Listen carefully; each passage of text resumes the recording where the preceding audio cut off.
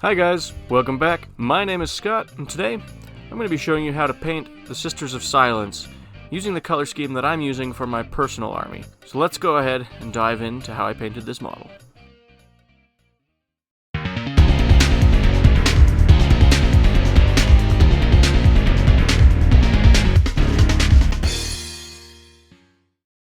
To get this model ready for painting, I've primed it using Leadbelcher spray primer from Citadel.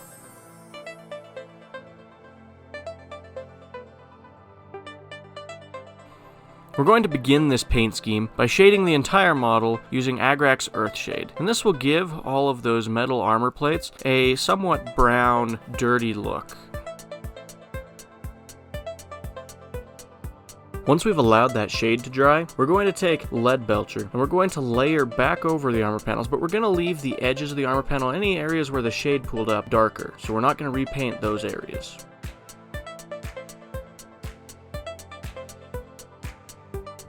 The next thing we're going to do is we're going to take Abaddon Black and we're going to paint this on the breastplate of the model, and anywhere that there are leather straps or areas that aren't the metal armor panels.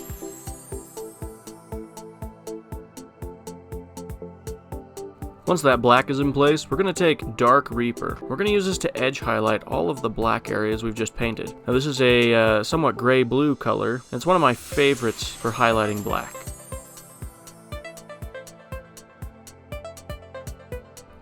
We're now going to begin working on the cape. We're going to start using Kantor Blue as the base color for this cape. We're going to paint this everywhere on the cape. We're going to be careful not to get this on the armor panels that are around the cape.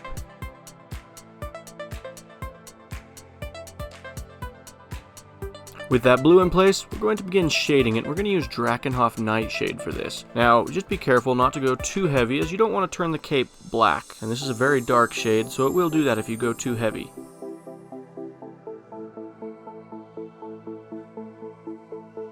Once that shade is dried, we're going to layer the cape now using Macragge Blue. We're focusing on only painting this on the raised parts of the cape. Anywhere that there's a recess where the shade paint has pooled, we're going to leave those areas darker.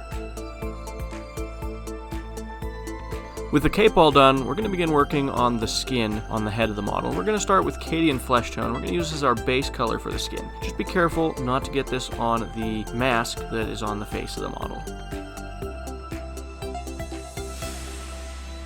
Now we're going to take Contrast Guilliman Flesh, and we're going to use this as a wash all over the head of the model. Now, on the forehead, I take some water and I actually wick some of the paint off of the forehead. That way it comes out a little clearer. Once the contrast paint is dried, I take Kislev Flesh, and we're going to layer this over the forehead and the brow and any of the more raised parts of the flesh.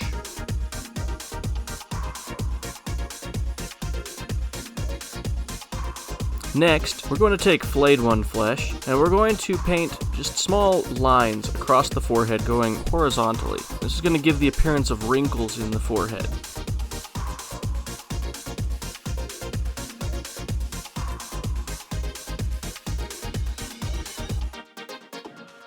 With the skin all done, we're going to begin working on the eyes. Now, this is a two-step process. First step, we're going to paint a white stripe in each eye, and then we'll paint a black dot in the middle of that eye.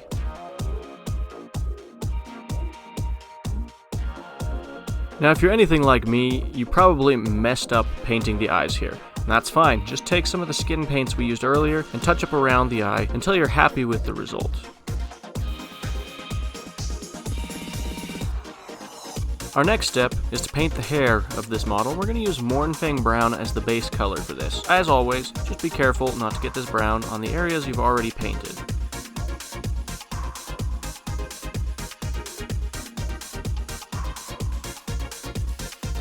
To shade the hair, I'm going to use Contrast Aggaros Dunes.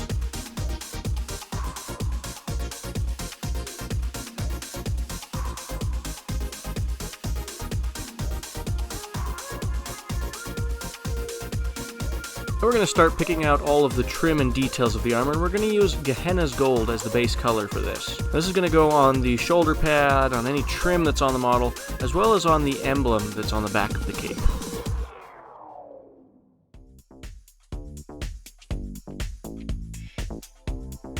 We're going to shade all of the gold areas using Seraphim Sepia. This is a brown shade, and it's just barely dark enough that it will appear in the recesses of the gold, but it's not going to dull the gold down or turn it into a brown color at all.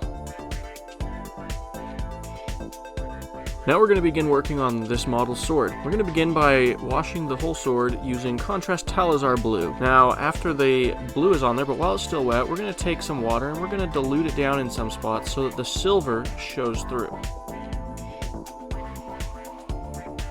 Once that contrast paint is dried, we're going to take Stormhost Silver and we're going to paint just a few select parts of the blade. This will include the edge and a couple spots on the face of the blade, just to make it so that it looks like this power sword is only partially powered up.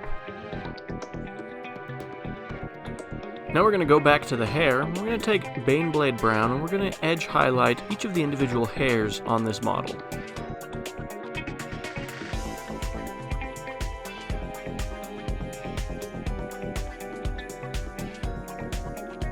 Our next step is going to be to paint the handle of the sword. We're going to use Barak-Nar Burgundy as the base color for this. We're also going to paint the handle of the small sword that is on the side of the model. We're going to shade the handle using Carroburg Crimson.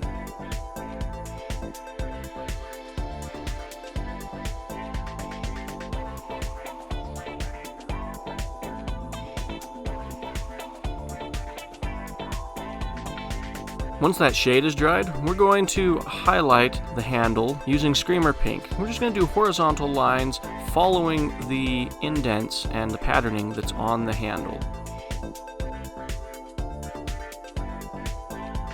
Finally, we're going to take Balthasar Gold and we're just going to pick out the grenades that are hanging off the belt on the right side of the model. And you can use whatever shade you want to shade this after the base color has dried. And with that, we have finished this model. Thank you so much for watching today. I really hope you've enjoyed this video. If you have, go ahead and tell me about it in the comments. And then go ahead and tell me if you've got any cool hobby-related New Year's resolutions. As always, have a great day, and we'll catch you in the next one.